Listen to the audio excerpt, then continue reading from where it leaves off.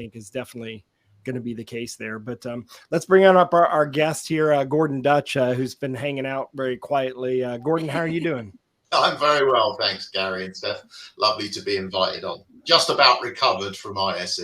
Yeah, just about. I know. It's always like, I need like maybe a week of like rehab, like, just recuperation after I have been at a trade show. So, Gordon, this is also your second time at ISE in Barcelona. So tell me a little bit about what you think of the move. Yeah, so I've been to every ISE that was in the RAI originally.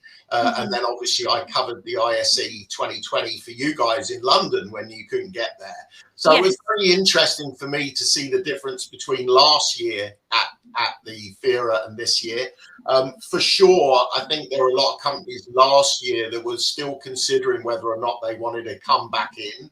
The footfall locally, because there was still a knock-on from, COVID, it wasn't as easy to travel.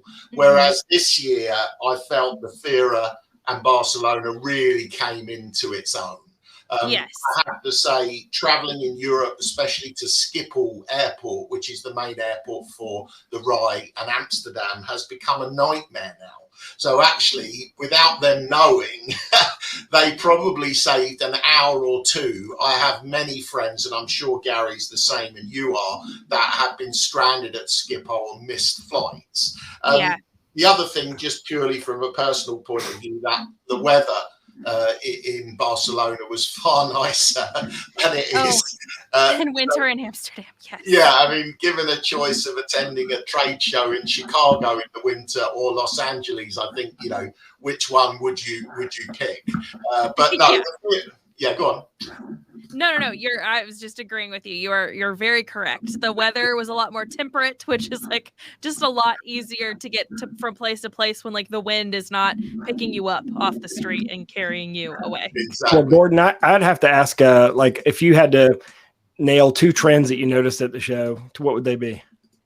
Yeah, so I think obviously the transparent LED is becoming much more interesting. My background specifically obviously was mainly in digital signage, having been one of the owners of Peerless previously, and that was a sector that they were very, very strong in. So I think there's a whole interest in that. Obviously the growth of DV LED, which you've picked up, obviously in your crystal ball. And then for me, I think all-in-one solutions for UC. I saw that DTEN has now obviously released a multi-platform product, which is going to be usable not just with Zoom, but with Teams. And I think for the channel, selling complete solutions where you can send out a really high quality product that's all in one box, that's a really interesting idea for the channel, because it means that, they don't have to add the extra cameras and all the other bits and pieces. And that touches on some of the work from home stuff as well, because they've got the smaller one, the 27. So I think those are a couple of trends I saw. I also like seeing more furniture out there, and I agree. I think there's definitely an opportunity for AV resellers to look at moving into complete solutions for their clients rather than just hardware solutions. Yeah, I'd encourage people to take a look at the DTEN videos that we shot. They did show a 21:9 solution, as well as a 32:9 solution in their booth too, to address Microsoft Teams application and large digital canvas application. Just go to ravepubs.com/ISE, type in DTEN in the video search window, and you'll see that. Gordon, what's the most impressive single product you saw on the show floor? What was the one thing that blew you away? Well, I'm going to be biased here, but I really like the HYPERVSN live streaming. I think it's a whole interesting area for us. When is holographic live digital signage, live streaming, live video conferencing going to be something? I thought it was great that they had a green screen live on their booth. We obviously helped being Mike Blackman in from Oman to Barcelona at the end of last year. So I do think that there's a lot of opportunities for that. I think a lot of CEOs, can't necessarily travel to open stores. They could do that holographically. I think there's so many applications, and I just really enjoy working on the front edge of that. It's exciting, and I enjoy it. And all the things we're talking about here, you can see on our website too. If you want to go look, we can't in a 2-hour session show videos on everything, so you should definitely check them out on our website. For sure. If you Gordon had to sort of nail a trend that you think is going to happen over the next year, like you read my crystal ball, you said, you could disagree with me. I have no problem with that. What do you see as is there something I missed in there that you think is going to be a trend that we should watch for in 2023? No, I don't think you missed it, but I definitely think that this standards AV over IP is going to be the hot topic for the next year or two.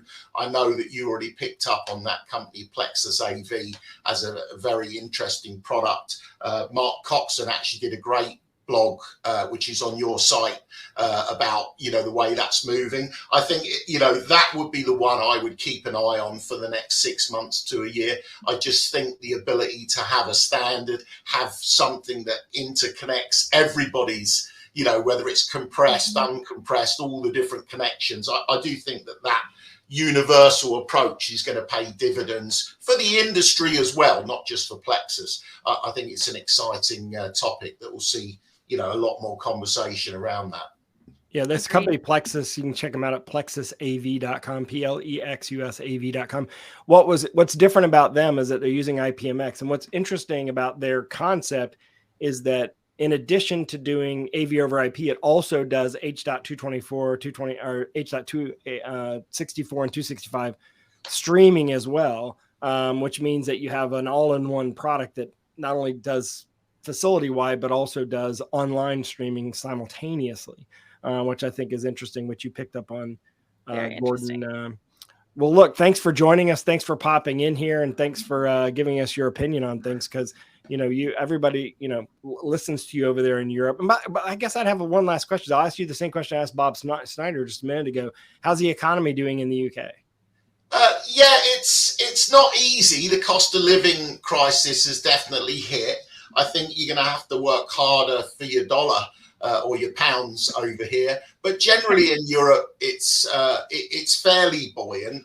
I think that if you're strong in your space, you understand what your go-to-market is, and you've got somebody that can help advise you to grow that business. We only launched 2 years ago. I mean, we first started working with Rave within a few months of our launch, and we've opened up offices in Germany, France, Spain, partners in APAC and Middle East now. So I think if you're in the space and you're strong in the space, there's a great opportunity. But I think you need to get your messaging right. What's your go-to-market? How are you going to deliver that? But economy-wise, I think it will be tough.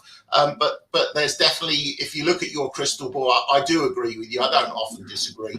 I think that projector market will be a very interesting market going forward. So for me, I'm always a positive guy, as you know, Gary. I like to see the upside. So I just hope they get through this war and get it settled, because then I think that's the same thing that's basically the same thing that